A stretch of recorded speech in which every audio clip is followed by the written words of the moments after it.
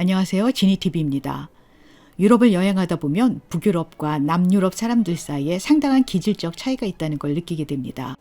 특히 여러 나라를 오가는 열차를 타보면 이런 사실을 쉽게 알 수 있습니다. 독일, 오스트리아, 스위스 같은 북유럽 사람들은 절대로 남에게 폐를 끼치지 않으며 자기 자신도 다른 사람의 방해를 받고 싶어 하지 않습니다. 반면에 남프랑스나 이탈리아, 스페인 사람들은 참 다정다감합니다.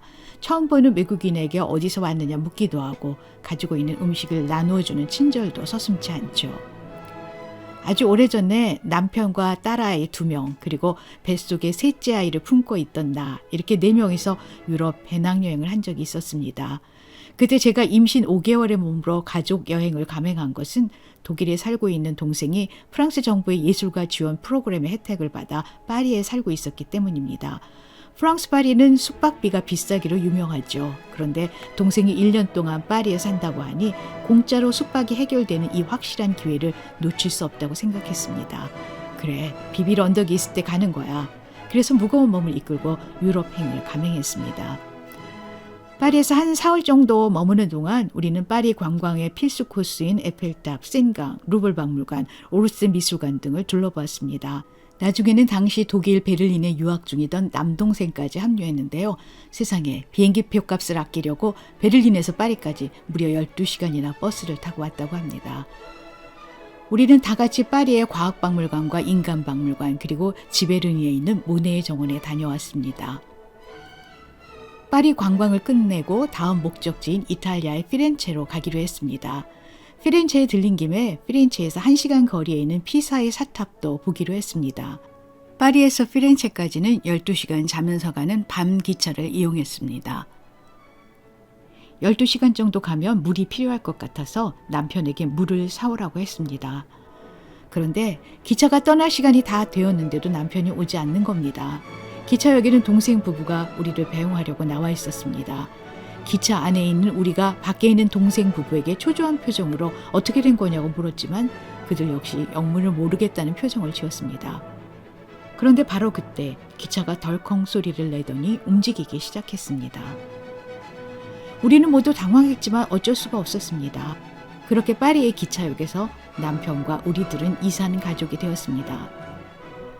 당황한 저는 이 상황을 어떻게 해결해야 할지 난감했습니다. 열차 승무원에게 상황 설명을 하고 도움을 요청하고 싶었으나 그는 영어를 한마디도 못 알아들었습니다. 할 수 없이 영어를 좀 할 수 있을 것 같은 젊은 친구에게 말을 걸어보았습니다. 다행히 그는 영어를 할 줄 알았어요. 그래서 승무원과 젊은 친구 그리고 저 사이에 3자 대화가 이루어졌습니다. 제가 젊은이에게 영어로 말하면 그가 다시 프랑스어로 승무원에게 얘기해주고 승무원이 프랑스어로 얘기하는 것을 젊은이가 저에게 영어로 통역해주는 식이었죠. 저는 동생 집이 파리에 있으니 기차를 놓친 남편이 파리에 그냥 있을 거라고 생각했습니다. 승무원이 내 남편이 파리에 있는 것이 확실하냐고 물었을 때 그렇다고 대답을 했죠. 그랬더니 그는 다음 정거장인 디종에서 내려서 숙소를 잡고 남편에게 내일 아침 일찍 파리를 출발하는 떼즈베를 타라고 전화를 하라고 했습니다. 그 기차를 디종에서 우리가 타면 된다는 것이었어요. 저는 승무원의 말대로 다음 역인 디종역에서 내렸습니다. 임신한 몸으로 내 짐은 물론 남편의 짐까지 들어야 하는 난감한 상황이었습니다. 다행히 역 바로 앞에 아주 싸면서도 시설이 좋은 호텔이 있었습니다. 호텔에 도착해 파리에 있는 동생에게 전화를 했습니다. 그런데 이게 웬일입니까? 남편이 지금 피사로 가는 열차를 타고 이탈리아로 내려가고 있다는 겁니다. 피렌체가 아닌 피사지만 1시간 거리밖에 안 되니까 피사로 가면 피렌체인 우리를 만날 수 있을 거라고 생각한 겁니다. 그런데 우리는 피렌체로 가지 않고 중간에 내렸습니다. 남편은 기차를 타고 하염없이 남쪽으로 내려가고 있는데 말입니다. 아침이 되면 우리는 여전히 프랑스에 그리고 남편은 우리로부터 멀리 떨어진 저 남쪽 이탈리아에 있게 되는 상황이 벌어졌습니다. 지금처럼 휴대폰이 있던 시절이 아니라서 모든 연락은 파리에 있는 동생 집으로 해야 했습니다. 저는 유럽의 기차 노선도를 보고 이리저리 시간 계산을 한 다음 동생에게 전화를 했습니다. 남편에게 전화 오면 그 다음날 5시 이탈리아 밀라노 중앙역에서 만나자는 말을 전하라고 했죠. 우리랑 헤어졌을 당시 남편이 가지고 있는 것이라곤 허리에 차고 있는 전대에 있는 여권 하나뿐이었습니다. 돈도 없고 유레일 패스도 없었습니다. 이렇게 남편이 아무것도 안 가지고 있었던 것은 여행에 관한 모든 것들, 즉 항공권 예약과 구매, 유레일 패스 구입, 침대차 예약, 숙소 검색, 여행 일정 등 모든 것을 제가 주도했기 때문입니다. 남편은 그저 여권이 들어있는 전대 하나 달랑 차고 아무 생각 없이 따라다니다가 짐을 옮기는 등 블루칼라의 영역에 해당되는 일에만 힘을 쓰고 있었습니다. 그 나머지 머리를 쓰는 지적인 일은 모두 제가 처리를 했죠. 하지만 갑자기 혼자가 되면서 남편은 본의 아니게 홀로서기를 해야 했습니다. 수중에 일전 한 푼 없었던 터라 우선 동생한테 돈을 꾸었습니다.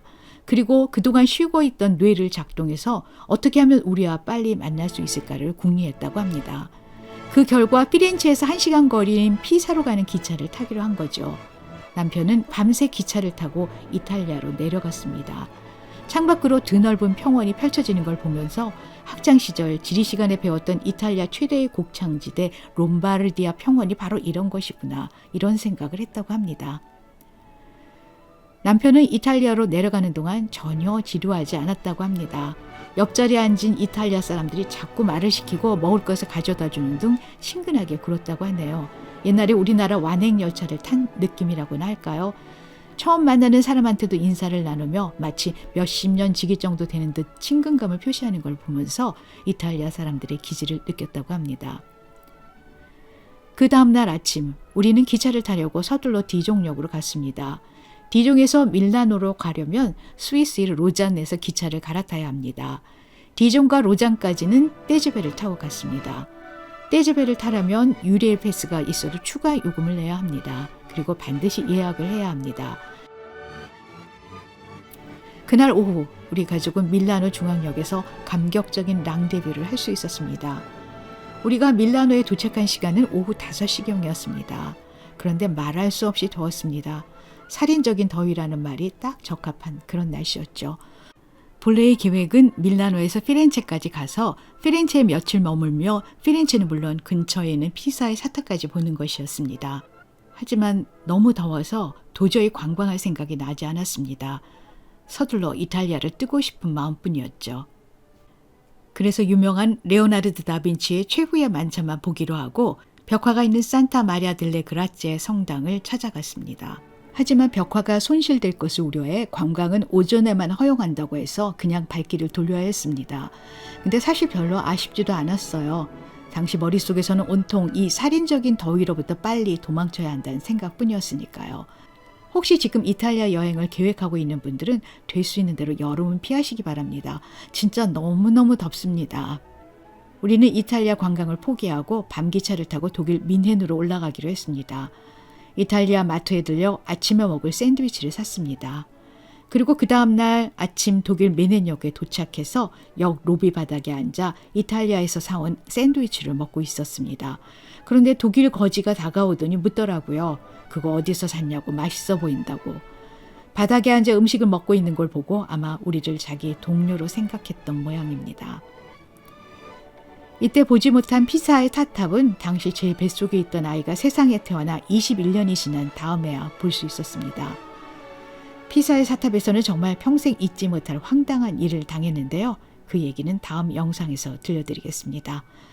영상이 마음에 드셨다면 구독과 좋아요 부탁드립니다. 감사합니다.